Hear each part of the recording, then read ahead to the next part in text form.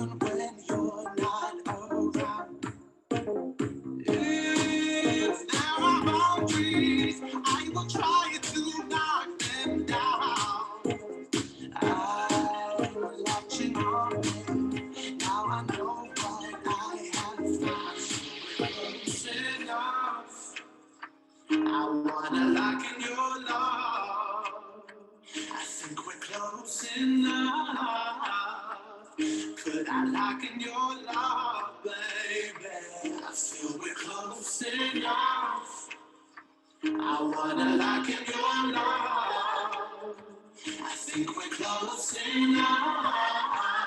Could I lock in your love, baby? I've got you in my space. I won't let go again. Got you shackled in my embrace. I'm latching on to you.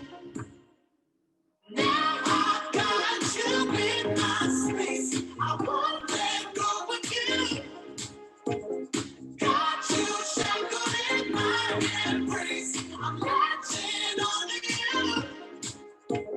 I'm so encaptured, got me wrapped up in your touch. Feel so enamored, hold me tight within your clutch. How do you do it? You got me losing every breath. Why did you give me to make my heart beat out my chest? Well, hello, good people. I don't know about y'all, but I could have listened to DJ Wape out there for about another 5-10 minutes. That brother was killing it on the ones and twos. Happy Veterans Day, everyone. My name is Kenny Vaughn, and once again, I am the director of BreakLine Apex. On behalf of the entire BreakLine family, I would like to personally thank you all for joining us in today's conversation, as well as wish the over 17 million veterans that have served our country and continue to serve our country a happy Veterans Day. Happy Veterans Day to my brothers and sisters in arms who courageously answered the call to serve our nation. So before we get started, I want to give you a little bit of insight into today's event. Today's event is the culmination of a month-long celebration here with the BreakLine family. This year for our BreakLine Summit, we are celebrating allyship. And for those of y'all who are able to join us in some of these conversations, you know it's been a whirlwind of a month. People have been dropping some knowledge, starting with Dr. Condoleezza Rice, who reminded us that democracy is not a spectator sport, but that the highest form of democracy is individual citizens helping individual citizens. A little bit later in the month, we got a chance to hear from Professor Quinetta Robinson, who is conducting pioneering research in the field of allyship. She equipped us with the tools not only to become better allies, but also to become better versions of ourselves. If you fast forwarded a week or two after that, we hosted 3 amazingly talented DE&I practitioners and thought leaders, Teresa Moore, Lauren Jackman, and Ulysses Smith, who gave us deeper insight as to how we can build stronger, more inclusive cultures within our own organizations. I share all that to say that our community has been blessed with an outpour of wisdom this past month, and I personally could not think of a better and more fitting way to culminate this month-long celebration than to share a conversation with a true national treasure, Lieutenant General Vincent Stewart, former Deputy Commander of U.S. Cyber Command, as well as the 20th Director of the Defense Intelligence Agency. Now, before we dive into the conversation, I would be remiss if I didn't take a moment to pause and thank all the folks that made today's event possible. As we were thinking of rolling up our sleeves with this newest vertical, BreakLine Apex, we were trying to solve the intractable gap that is diversity in tech. You know, a lot of folks are saying the right things. A lot of folks are doing the hashtags. A lot of folks are making some great LinkedIn posts.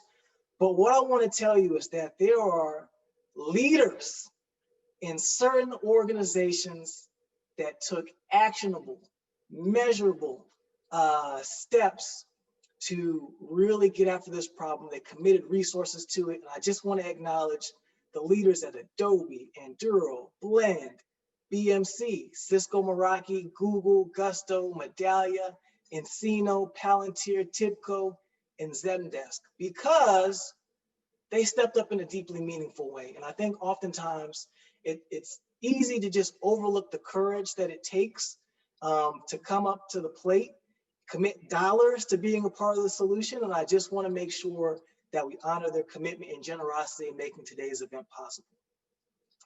I especially wanted to thank one of my hitters, Ryan Coburn, over there at Team Blend, because if you notice our BreakLine team, and I'm sure some of our Blend team, we're rocking some pretty nice swag today. I don't know if you can see all of this, but we got some nice branded swag, okay? It's co-branded. I don't want to make anybody jealous, but you know, we got some nice swag out here. We are co-branded. And the reason that this is so significant is because the ERGs, the employee resource groups within Blend, Black at Blend and Blend Salutes, which is the Veterans ERG, they came together and co-designed these hoodies. And I think that's just a testament to the support and the culture at one of our outstanding founding sponsors, Blend. So thank you for that so much. And last but not least, I have one final thank you to give before we dive into today's conversation. Oftentimes we talk about the BreakLine Alumni Network. It is a phenomenal network. I feel tremendously blessed to be a part of it. And the reason it's so amazing is because you look at folks like Eric Gonzalez that are coming back to support these events, doing this thing on the DJ. We also have folks from across industries that are really being very intentional about giving back to this network. And one person I'd like to personally thank is one of our BreakLine alums, Gabe Senga, a Marine who took his talents to one of our Apex founding sponsors, Palantir Technologies, because he personally extended his network with Lieutenant General Stewart to make today's event possible. So Gabe, thank you so much for your generosity in extending the network.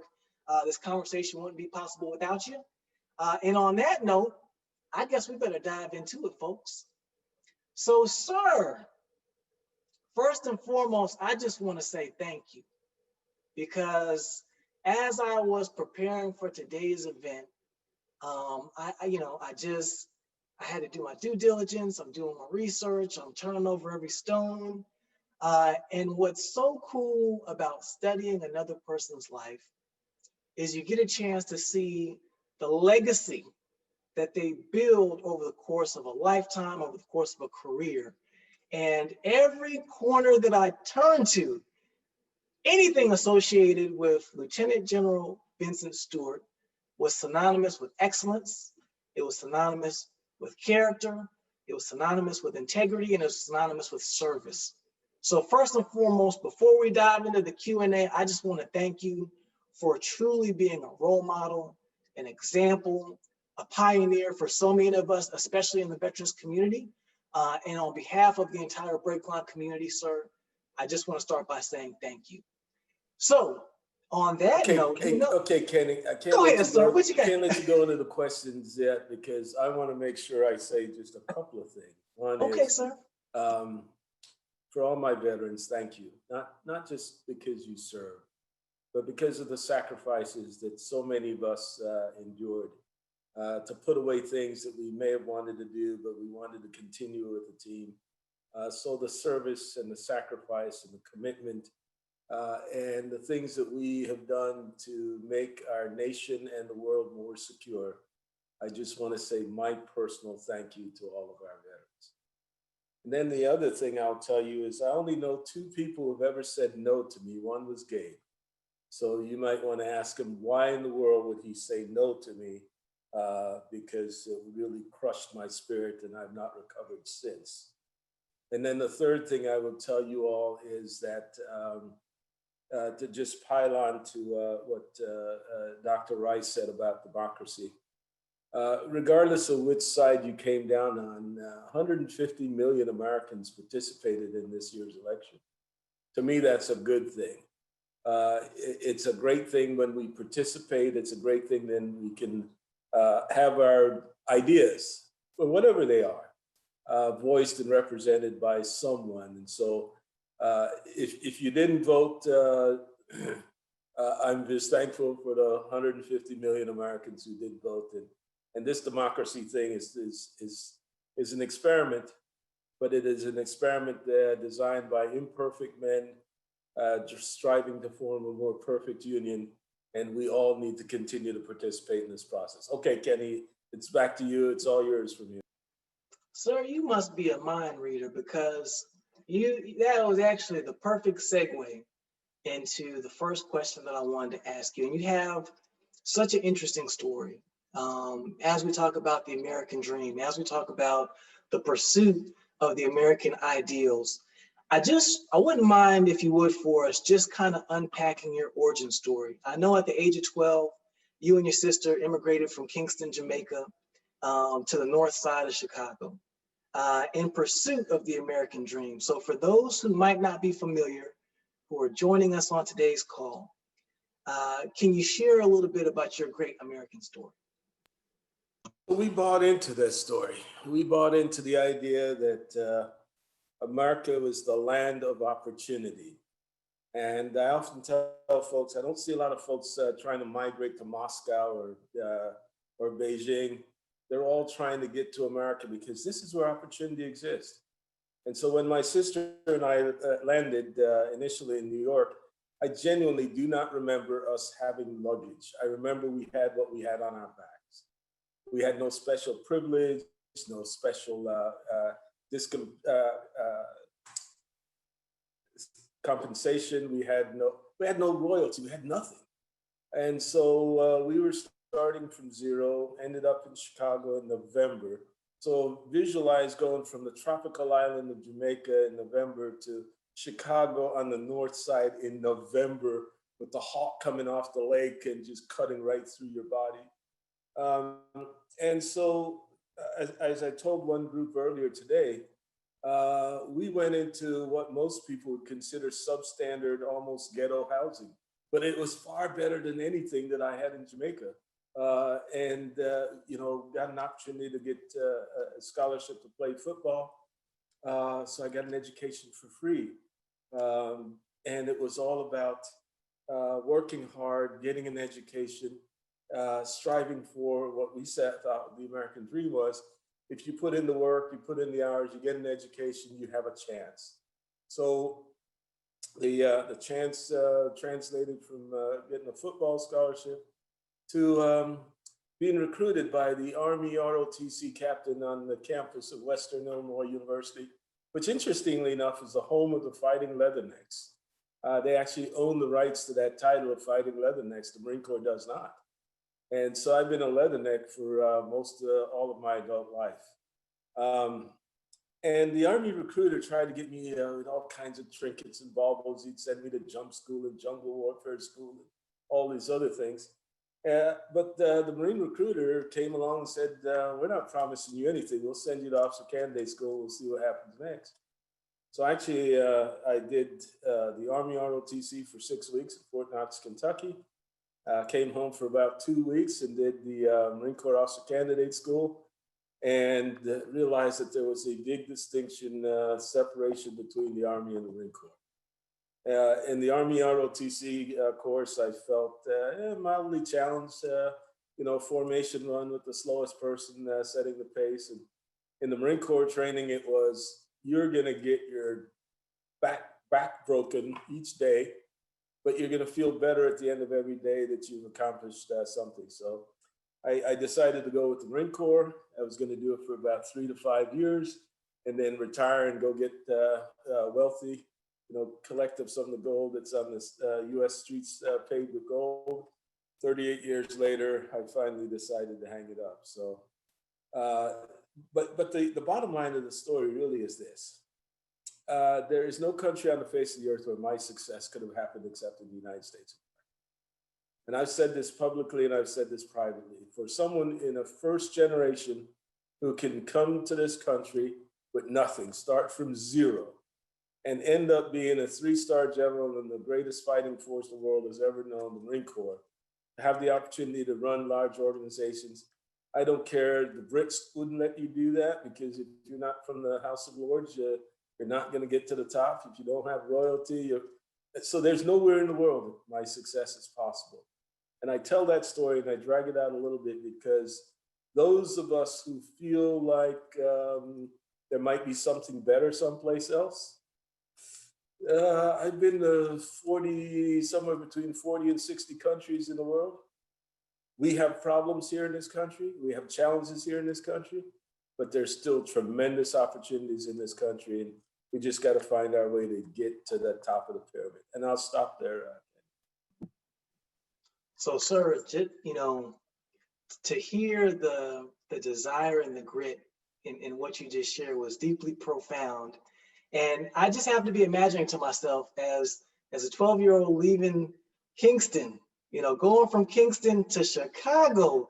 I mean, I'm thinking of, not to be, not to put you in the box, but I was thinking of John Candy and Malik Yoba and Cool Runnings, and they're just sitting there at the airport shipping. So I cannot imagine. I mean, that is some dedication to an ideal, to leave such a beautiful place. But what's so funny is, in all seriousness, to hear you talk about the pursuit of education and hard work and a desire for self-improvement, and to be the living proof that is possible. So that's such a powerful testimony. So I appreciate you sharing that. The backside of this story, though, Kenny, is the sacrifices my mom made. Because my mom came to the country about a year prior to us coming, working 2 and 3 jobs just to make ends meet, working as a housekeeper, working at a hotel in the kitchen. And she was determined that her children were going to have the opportunities that she never had. At best, she had a 6th grade education, but probably the smartest, most profound woman I've been around, who shared insights that were I can't put a price on the insights of my mom. And big part of this was everything else can be taken away from you, but your education. What you learn in school, no one can strip that away and go, okay, we've come to repossess your car. We come to take over they can't take away that education. And with that education, you can experience all sorts of things that you could never go to Egypt, but you can read about Egypt. So she was a big point, a huge portion of my life in terms of the example she set, the drive that she demonstrated for us. And there's an old Saturday Night Live skit where someone said, "I'm so lazy, I only have 2 jobs." Well, that's kind of the Jamaican approach. If you're not doing 3 or 4 jobs, you're pretty damn lazy. Sir, it's so funny that you mentioned that, because my mom actually immigrated when she was 12 years old. She grew up in Dominica, immigrated at the age of 12. And it's so funny to hear you mention that, because I truly do believe, the legacies of our mothers. We are the living legacy of our parents and their decisions. So I appreciate you sharing that. And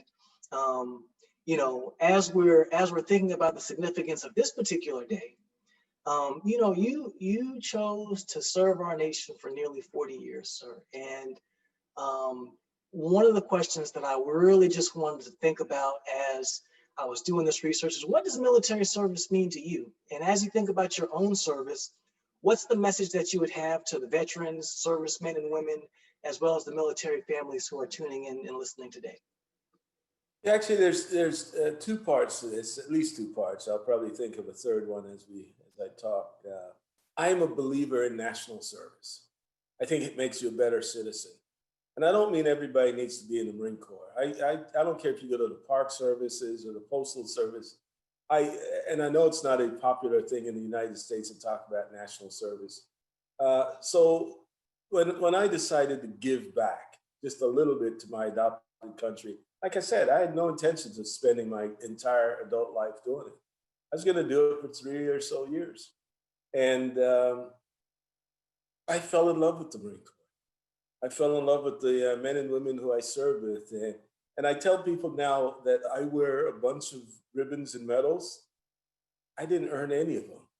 The people who worked for me and around me earned every single one of them. I just happened to be the guy that they said, okay, let's give this award to the commander. And I think a lot of times the commander gets more credit than they deserve. But you also know that you sometimes get more blame than you deserve. You can train an organization exquisitely, and if they make a mistake, we all know that you're responsible for everything that your unit does or fails to do. And so there's plus and minuses to that side. But I'll tell you, like I said, I had no intentions of staying long. I fell in love with the Marines, who absolutely amazed me with the things that they could do. I demanded excellence of those Marines, and they never at any time failed me to live up to the expectation. The Marine Corps then challenged me, gave me some opportunities to lead organizations. I was blessed to lead from as a platoon leader, as a second lieutenant, all the way up to being a three-star general. I led or commanded at every single level, and having I always said I didn't necessarily have to be the smartest guy in the room, but I also had the ability to find really good people and surround myself with really good people. And that wasn't hard. So I fell in love with the Marines. We had an opportunity to do some unique things across my career, from Desert Shield, Desert Storm, all the way up through going back into Iraq in 2006 or so, I guess, yeah, 6, and everything in between. And so it has been a great ride with great opportunities to lead, I got 2 master's degrees in the Marine Corps because they gave me an opportunity to go back and study and learn more about my trade. So it's been an experience of helping me to be a better person, a better husband. I could have been a better father, and I apologize to my kids because I spent way too much time being a good Marine that sometimes I forgot how to be a good father. But in all those accounts, the Marine Corps made me a better person. And so it was easy to continue for 38 years of active service. Well, I appreciate you sharing that, sir. And I think, one of the things that I've observed in every document that I've read about you or every video that I've watched is just the humility and leadership that you always bring to organizations. And, whether it was Cyber Command or whether it was the Defense Intelligence Agency, the organizations always spoke about that humility and leadership and being able to attribute the success to the organization. So I know there are several folks that are on this line right now taking note, myself included, and I appreciate you sharing that with us. The next question that I'd love to ask you is, as we look at this 2020 summit, which is celebrating allyship, we really are hoping to build a deeper sense of community. Over the course of your career, you've been very vocal about the impact of receiving sponsorship from folks, phenomenal leaders and allies who don't necessarily look like you. Some of the folks that you mentioned included General Jim Amos, Joe Dunford. Can you share the impact that the support of these amazing individuals had on your career as well as your personal life?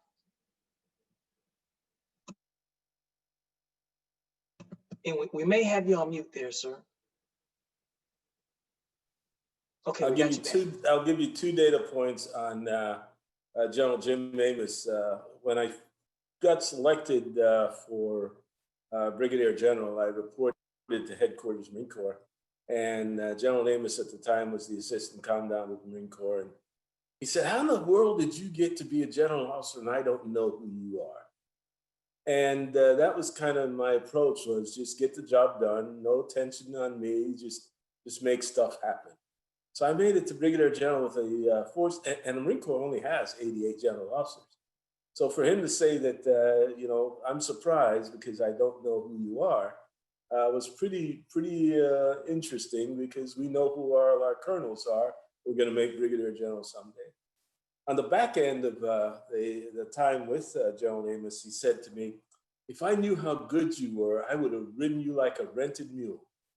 And well, I'm glad you didn't know who I was because I'm not sure I want to be written that hard. But I remember going into the 2-star promotion board, and all the 3-stars were coming up to me and saying, "Man, we're so impressed. Your stock has never been higher," and they kept singing my praises. And guess what? The 2-star selection board came out, and my name wasn't on that list. And I thought, wow, my stock's that high, and I can't get selected for a major general. What do I need to do? And Jim Amos pulled me aside and he said, "Don't worry about a thing. You're going to be just fine. We're going to take care of you." And on my next evaluation, he simply wrote in ink, "Promote him now." And I got picked up the second time. And, your 2-star board is your last selection board. Everything from there on is nominative. So from making 2-star, very quickly got 3rd star. All the guys who were selected the year before, I passed them up for the 3rd star, and so it worked out. But it was guys like that who recognized and wrote the right things. A simple thing by the commandant of the Marine Corps that says, "Promote him now," speaks volumes to the board that says, "Guess what, guys? Promote him now." And it wasn't just the Jim Amos. It was the Joe Dunfords who found time to sit down and talk to me and guide me. On the civilian side, there's a guy by the name of Jim Clapper, who was the former director of national intelligence. He was the former director of DIA. That guy has been just a phenomenal mentor and guide. And I can't tell you, the Jim Clapper story is, I'm sound asleep in London in the middle of the night, and I get a phone call, and the operator says, "Hey, sir, there's a Jim Clapper who wants to talk to you. Will you take the call?" And I'm thinking, yeah, I'll take the call from Jim Clapper. And he became almost the first guy in almost every circumstance to congratulate me on promotion, congratulate me on selection for something. Well, when he screened me for the director of DIA, the interview session went something like this: "Hey, Vince, what's going on? How are you doing? What do you have planned for the weekend? Okay, I'll talk to you on Monday." I thought, that's a strange interview. There wasn't any hard questions, but he was one of those who I worked for. I developed a relationship with me, and he was always the guy who's going forward and going, "Hey, you need to pick Vince Stewart for the following thing." The agency review team, for instance, I talked to him this morning. He's the guy who threw my name in the hat for doing that. So I've had some great friends and mentors who are willing to put their reputation on the line. And at the end of the day, though, I still had to deliver. So one quick follow-up question that I wanted to ask to that, sir, is I know a lot of folks, myself included, sometimes it's tough feeling like you can find a mentor or find a sponsor. What's your piece of advice for folks that may struggle in making that ask? They realize they've plateaued at a level, they're trying to figure out how to get to that next level, how to get their name out there. What's your advice or recommendation for folks like that? Don't do what I did. That's my recommendation. Because I found sometimes I was too proud to ask for help. I felt like if I wasn't grinding away and getting it done on my own, then it's too much to turn to someone and go, hey, I'm struggling. And I'll tell you where that came from. I reported to a new unit, new to an environment, and I reached out to a peer who had been in the unit for a number of years and was regarded as the best in the business. And I turned to him and I said, hey, I'm new to this. Can you help me kind of find my way? And his response was, I figured it out on my own, so can you. And that probably set me off more than anything else, that I would never turn to someone for help in this business. But I would argue that you've got two different things that you're looking at. One, and you touched on this, someone who could be a great example or a great role model that you can study and go, okay, I'd like to be like this person. If that role model is in your proximity, don't ever be too hesitant to go, okay, hey, sir, I kind of followed your career. I would love to get your advice and direction on what to do next.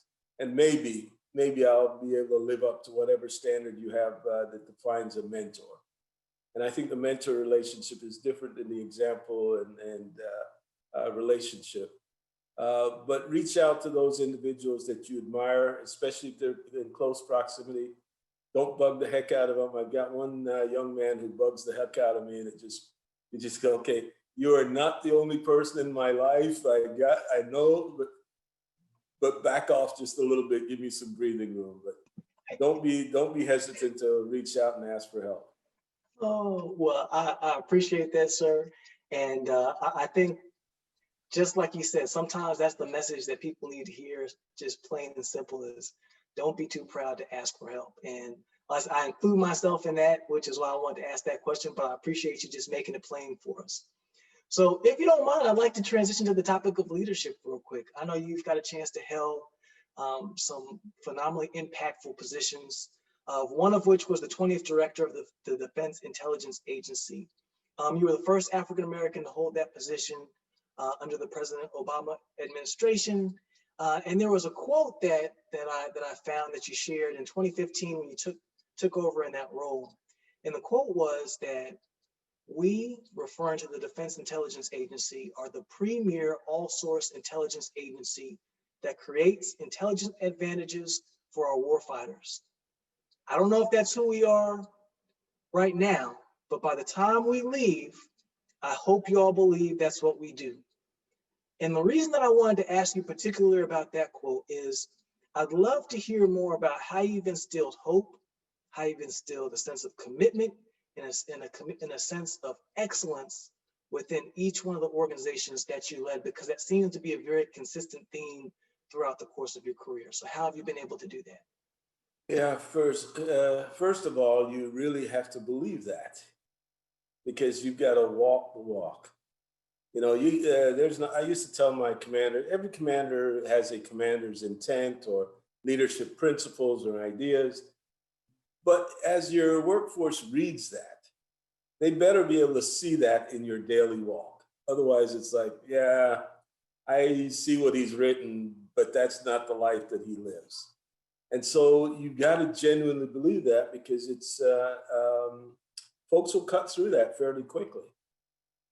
So if you don't believe that your organization is going to be the premier, and you want your organization, whether it's a private sector or military, you want it to be the top number 1 or 2 entities in the world. You know, if you're General Electric, being number 57 is not kind of cool. You got to go back to Jack Welch. If you are not number 1 or 2 in your sector, you are failing. It's that binary. So once you identify that I want to be the premier thing, how do you set the conditions? How do you set the workforce? How do you communicate? You know, because what makes an organization fail? They lack a vision. They're not organized correctly for that vision. They've not aligned the right people to connect to the vision and the organization, and they have poor leadership. If you have any of those, any mismatch of those, you cannot be successful. And then probably the most important thing, and I guess it goes back to, can you walk the walk, walk the talk, is how do you communicate consistently to the workforce? One of the most important thing a leader has to do is be a good storyteller. And so you got to be able to tell the story of your organization. And I usually try to break it down in my mind in this simple way. In every story, there is a villain. There is a victim or someone who's being attacked by the villain, and there's a hero. And my organization will always be the hero in the story. Somewhere along the line, we're going to kill the villain, and we're going to marry the princess. But we're going to ride off as the heroes in that organization. And that requires you to have a clear focus of who the villains are. You got to have a clear idea of how you're going to defeat that villain. And you got a clear idea of what the end state looks like. And then you communicate. You align the forces to do that. You organize for it. And let me tell you, organization, one of the greatest challenges of DIA is we suffered from reorganizational fatigue, because every director comes in, wants to make a mark, and so they want to reorganize. And sometimes reorganization is not the answer. Process is the answer. Leadership is the answer. On one of the interviews that I did, I told the interviewer, if you want someone who's going to be a super analyst, that's not me. If you want someone who will lead and guide the organization and instill morale and excellence, I might be able to do that. So when I talk about organization, sometimes this is process more than it is reorganizing the deck chairs. I hope that came close to answering. Oh, that was spot on, sir. I'll tell you, you can mess around and get me fired up over here. You know, just listening to the way that you're able to inspire people by giving a deeper sense of purpose and vision. And I think as I look back on all the organizations, like I said, DIA included, it was so evident to see that people understood the role that they played in that story. And they felt a sense of purpose. They felt like they were going to be the hero that was going to go in and make the world a better place because they were a part of your team. And as I think about teams, it is so. Before you go on though, I mean, not everybody bought into that on day one. That's why it's so important to be consistent in communication. And not everybody, all of our customers, and I use that term carefully, wanted us to do some of the things that we were trying to do when I took over. A heavy portion of DIA was focused on counterterrorism. I started asking questions about why aren't we looking at China and Russia and North Korea, and everybody said that's not what we do. Well, our primary mission was to understand how our potential adversaries are organized for combat. What are the systems that they have, how well their equipment operates, how far, how fast, how high. And you certainly wasn't going to do that by flying 90 Predator missions over Afghanistan. So it's the leader has got to have not only the vision, but the commitment to the vision and organize for that commitment. Otherwise, there's no chance to succeed. All right, I'll stop there. No, sir, I appreciate that. And I know we're starting to get a few questions chiming in from the viewers. I do have one final question I want to ask you before we open up the floor to the rest of the group, and I appreciate you just reiterating the commitment to the vision that it takes to drive organizations towards change. So I appreciate you sharing that with us, sir. So switching gears one final time, there's a question that I would really love to hear your answer on. And for those of you all who hadn't got a chance to check out the op-ed that Lieutenant General Stewart has written, I strongly encourage you immediately after this is done to give it a read. We'll drop it in the chat here in a second. But 2020 has been a tough year. It's been one of the most challenging years I think we've collectively faced in recent history. The painful and tragic high-profile deaths of Breonna Taylor, Ahmaud Arbery, George Floyd, they sparked a civil rights movement in our country and a call for racial equality in the United States that hasn't been seen probably since the 1960s. After the murder of George Floyd, you wrote a tremendously powerful and moving opinion column titled, "Please take your knee off our necks so we can breathe." Can you please share with the audience what compelled you to write that article, sir? This is about a 1-hour answer, so I'll try to abbreviate it just a little bit.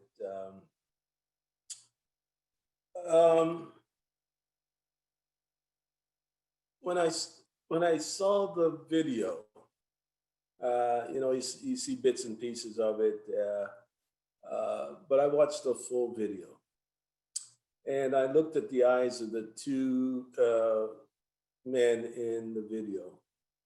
At the start of the video, you could see the fear and dread and great alarm and concern in the eyes of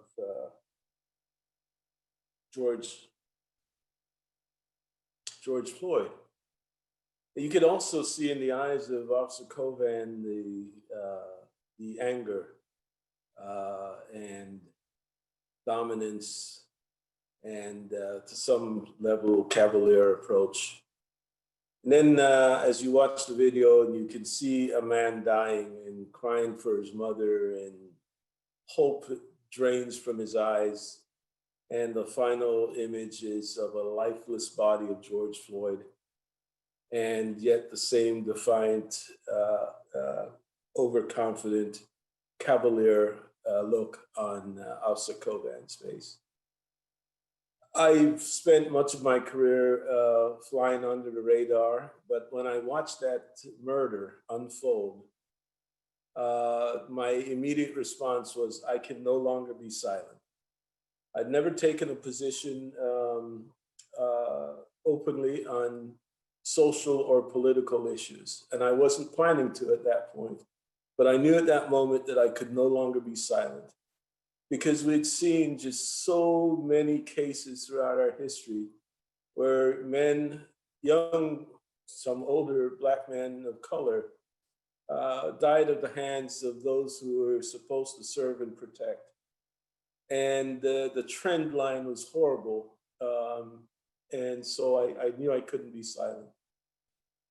But I don't know if everybody could understand why there is so much despair and concern and protest in the streets. And I don't advocate for the violence of the protest, but the protest that says we have got to do something different, because this trend and this pattern is not what we are about. We can certainly do better as Americans. So I started to try to get folks to understand what it feels like. And I really wanted to be emotional about it. What it feels like to be a person of color dealing with injustice in America. And so I wrote the op-ed. Actually, I wrote just my thoughts and my feelings, and shared it with my wife. And she said, you need to publish this. And it really just wanted to open up. What was it like if you walked into a store and you're immediately suspected of shoplifting? What was it like for my children to endure violence, actions, injustice because of the color of their skin? What's it like as I went to the university, as I joined the Marine Corps, et cetera, the times when I was experienced overt racism or microaggression? And I just wanted to open that up to others who are not men or women of color. But there was also on the back end the idea that there's hope in America. The Constitution that I draw so much energy from speaks about equality for all, justice for all, and life for all. And it was important to say, this is still what I believe in. And oh, by the way, now that I am a person of privilege, because people call me, people want to know my opinion. And I don't know how we define privilege, and I'm going to shut up here in a minute. I'm going to give you maybe something to help you define privilege.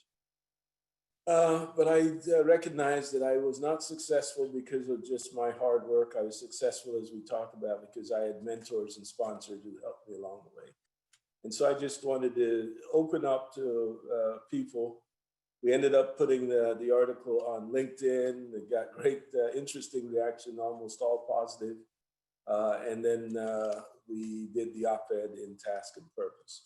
So let me end this way, because here's the question I ask people today. And the question is, if I told you that in the morning when you awake, if you're a Caucasian person, in the morning when you awake, you will be an African-American male between ages of 17 and 25. Would you immediately go to bed because you're so excited about the prospect of waking up being a person of color? Or would you go, I am not going to sleep tonight because I don't want to wake up in that position? And I ask the same thing of our people of color. If you had the opportunity and you're going to wake up tomorrow morning and you're going to be a Caucasian, would you rush to bed or not? But I will change the question this way, because I have some people like my age who go, yeah, that'd be an interesting experience. I wouldn't mind seeing what that's like to. What if your son, your 14-year-old son or grandson, would be the person who would wake up tomorrow morning as a person of color? And I don't mean Tiger Woods or LeBron James or no, just a regular old Black dude. Would you encourage that your son or grandson to go to sleep early and be ready to go tomorrow morning? And that doesn't mean that you're racist, it doesn't mean you're a bigot, it doesn't mean you hate, but it will mean something. And maybe that something is just privilege, that you're treated differently because of the color of your skin. I don't have that option. I will wake up tomorrow morning, I'll be a Black person. I'll go to bed tomorrow night, I'll be a person of color. I will live the rest of my life and I will die and be buried as a person of color. And all of what comes with that, the history, the pain, the suffering, the opportunities, I don't get to choose. And what, at the end of the day, all of those who are in this, what we sometimes call underrepresented demographics, all we want is a fair opportunity to succeed. Just a fair opportunity to succeed. Okay, Kenny, I'm going to stop because I'll get too emotional if I go much further. So, sir, if you don't mind, I actually just want to pause on that for a second. Because I think sometimes, people will say something very profound. People will give you insight. People will have the courage to open up their heart and give you a vulnerable and authentic view of themselves. And it's easy to just keep going in the moment. So I just wanted to pause for a moment to let everything that you just said resonate, marinate. And I just want to offer up to the group one more time. If you have not read the op-ed, I would strongly encourage you to take 2 to 3 minutes and give it a read, because, sir, what touched me so profoundly from my heart is that I feel like in a very public way, your voice represented the voices of so many parents, so many children.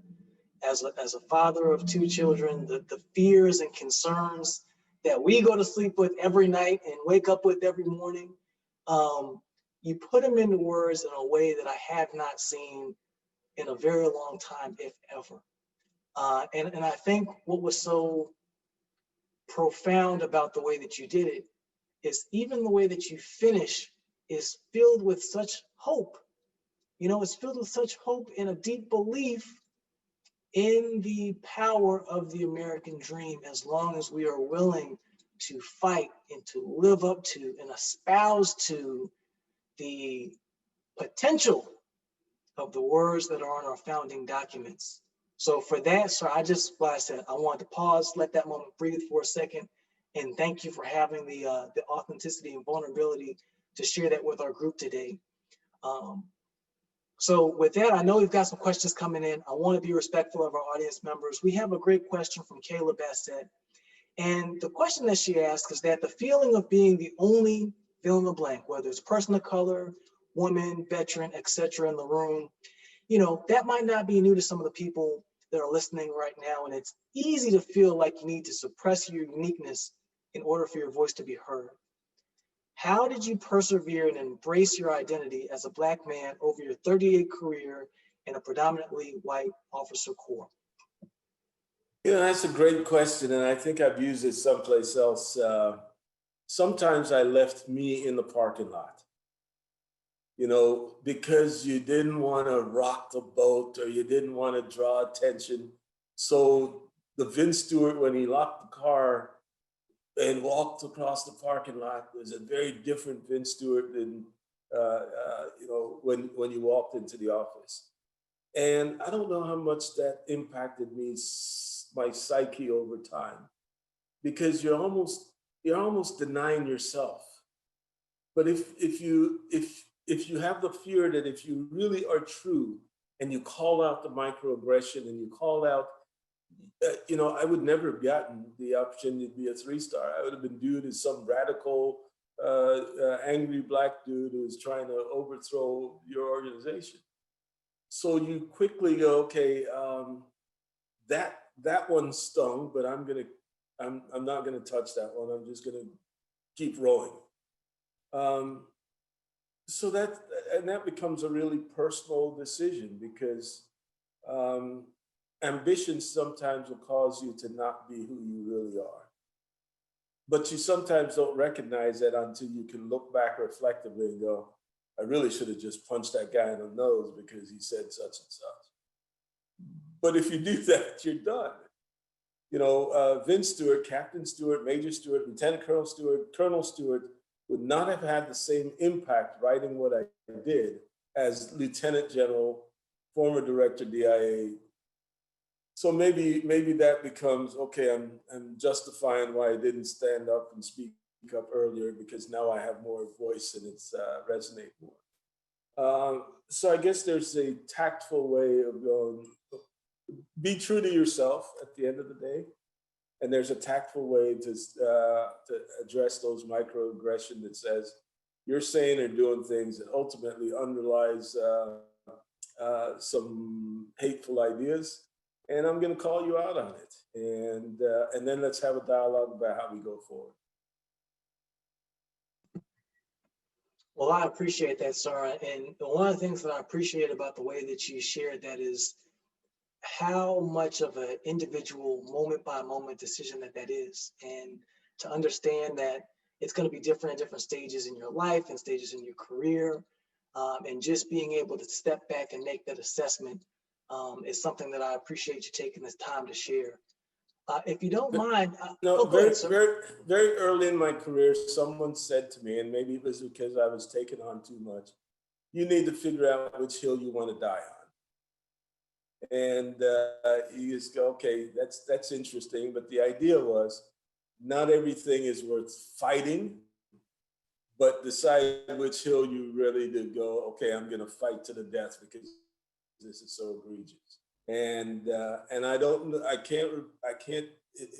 that just came to me because I can't think of what it was that I was fighting all the time, but I just remembered an individual saying, you need to determine which hill you're ready to die on and not fight on every hill, shed blood on every hill. Knowing how to choose the battles. Absolutely, sir. Now, I have one more question, very similar to this topic. It comes from Rafael Rolingue. And he says, as a nation that's still seeking to deal with some of our troubled past, some organizations still resist change. This one's a little bit closer to home. He's talking about the Marine Corps and would like to know, why do you feel that they still have not yet promoted a person of color to the rank of 4-star general? And what do you believe it would take to make that achievement happen? Well, for starters, you need to have some 3-star color that compete to be 4-star color. I got beat up pretty badly because I left, and there was a lot of folks who had ideas that I was going to be the first to be a 4-star, but it was time for me to go home.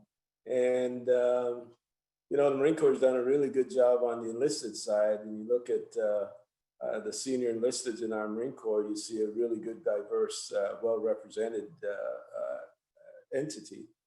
We have not done as well in the officer corps, usually somewhere between 6, maybe 8 at the max out of the 88.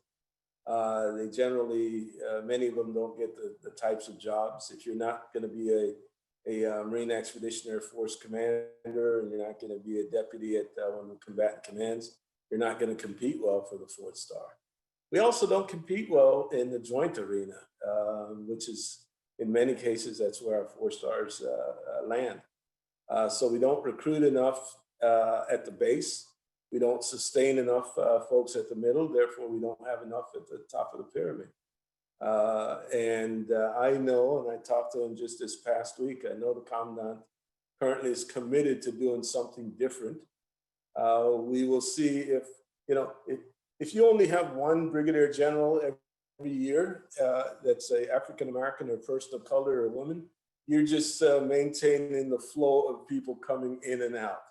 So if you only get one and then you lose one and you get 2, we would never pick 2 on a brigadier general board. So it'll be interesting if you see this board that comes out and all of a sudden there are 2, then you'll start seeing, okay, maybe we're trying to do something different. And if you get 2 and only 1 leave and you put those 2 in the right jobs and you groom them, and you have to do this. You have to be purposeful about it, not quota driven by it, not affirmative action driven by it, but you got to be determined. It won't happen organically. When I guided my colonels, and my colonels are doing great, they're getting picked up for brigadier general. I picked people who I thought were talented. I put them in the right jobs. Made sure they got sponsored and mentored and guided, and their reports were good. And lo and behold, they're, the Jerry Carters, they make brigadier general. The Dimitri Henry, they make brigadier general. Mike Groen is now a 3-star. Those are all folks that I put in position purposefully to get them in the right jobs, to get them promoted. And 2 of them are African American and 1 is white. So it's not like I was just taking care of the brothers. We're taking care of the good quality colonels, put them in the right jobs and give them opportunity to be successful. And that's what I'm trying to encourage our senior leadership to do in the Marine Corps these days. Well, sir, I'd like to just thank you for personally planting those seeds. I know, just as you said, it takes that progression in order to see that change that we're hoping for. So I thank you for just planting those seeds so we can move and continue on that trajectory. Hang on a second, because I want to make sure this is part of the record. Okay, I've got 4 general officers in the Marine Corps intelligence community that I purposefully planted. Bill Seeley, who is a Vietnamese American, Jerry Carter, African American, Dimitri Henry, African American, and Mike Rowan, Caucasian, who's now a 3-star. But again, purposefully designed in their career so that they can be successful. I didn't want to forget Bill Seeley. No, I appreciate that, sir. That's actually a great segue. I think we have time for 1, maybe 2 more questions. I know we're going to do a poll for the audience, so we'd love for everyone to answer this poll question as we're concluding today's conversation.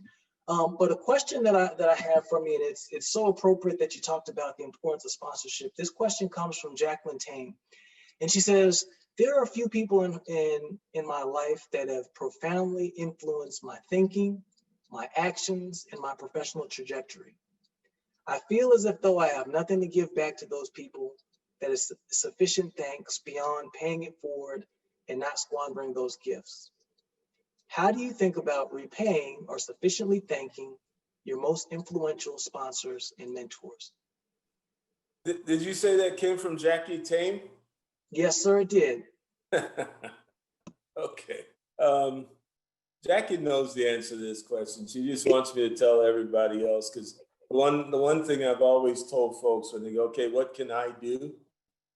The only thing I ever ask for folks is just pay it forward. Find somebody else out there, lift them up, encourage them, provide them guidance and mentorship. And if you do 1 or 2 and they do 1 or 2, all of a sudden you've got what I call the Stewart tree. I've got folks that I consider, if you're a football fan, you know the Bill Walsh tree, the folks who coached under Bill Walsh, who's gone on to great success because of either they were talented when he joined the staff, or he helped them to develop. I like to call my Stewart tree the group of colonels and lieutenant colonels. I probably have a couple of majors in there that I spend an awful lot of time just talking to, guiding, mentor, encouraging, being there. I got a call from one this week who's going through some family issues. And it feels good to know that they trust you enough that when they're having a difficult time, that they're comfortable enough to pick up the phone and go, I just need somebody to talk to about this. So grab someone who looks like they're struggling. And oh, by the way, it's really easy to mentor the top 10% talented folks. The real core of this is, how do you find those folks in the middle of the pack who just are quiet, just kind of keep grinding away, but don't have anybody that can help? Find that middle of the pack person and encourage them. DIA used to be really proud of the fact that their interns, it's tougher to become a DIA intern than it is to get into Stanford. That means you had to have a perfect grade point average, perfect record. And I reminded everybody at that organization that Vince Stewart was a C student. Colin Powell was a C student. New York University couldn't wait to get Colin Powell to retire because he was an oxygen thief. And he found his passion, and he found folks who would encourage him. And lo and behold, Colin Powell. Vince Stewart was a C student. Where's that C student that's in your organization that you are missing, that you could reach out to and help and encourage and help them to find their passion and watch and see what the history brings? So easy to lead the top 10%, easy to guide and mentor the top 10%. Go find you a C student and bring that one up. So I think it's just so fitting that as we think about next steps and actionable items to take away from today's conversation, that's the way that we conclude today's conversation. I believe JFK was even a C student too. So, I mean, you're not kidding when you talk about this theme, but I think to your point, just the recognition that within each and every single one of us resides the ability for goodwill, to help others, to bring others up. That is such a powerful thought to conclude today's conversation with. I'm actually a little bit in pain right now because I feel like we could have blocked off another hour, two hours to just spend time with you today, good sir. But in all seriousness, we are just so deeply appreciative for the time that you've taken out of your busy schedule to join us here on Veterans Day. The BreakLine community is such a special community, and for you to be able to come and share your words of wisdom, words of insight, instill in us a deeper understanding of the things that we can do to contribute to the next great chapter of our nation. Sir, it just means more than you know. So on behalf of the entire BreakLine community, I'm going to let you have the last word and say thank you, sir. Not because I really want to have the last word, but I'll leave you with three things. You can't fake caring for people. If you don't care for people, you can't fake it. So you gotta genuinely, and that means as a leader, it's all about the people. I never achieved the mission without good people. So you can't fake that. Folks will see right through that. So you can't fake caring for people. And if you care for people, they will do well for you. The second thing is one of the greatest traits for a leader is spotting talent. And just because the person has a good haircut and they're broad at the shoulders and narrow at the waist does not mean that they're talented. Some of the best people that I've seen achieve great success looked like crap in Garrison and performed extraordinary in tough situations. And then the final thing, leaders have to be good storytellers. Again, you're gonna draw people to you by how you tell the story about your vision and your intent for the organization. And so, Kenny, thank you. You've been a great host and a great moderator, and I've enjoyed this hour. And just like you, I could do this for several more hours if the clock would slow down a little bit. Sir, thank you for blessing us with this wisdom on this here Veterans Day. I wish you and your family nothing but continued blessings, and to our entire BreakLine family, thank you so much for joining us today. You all have a great day.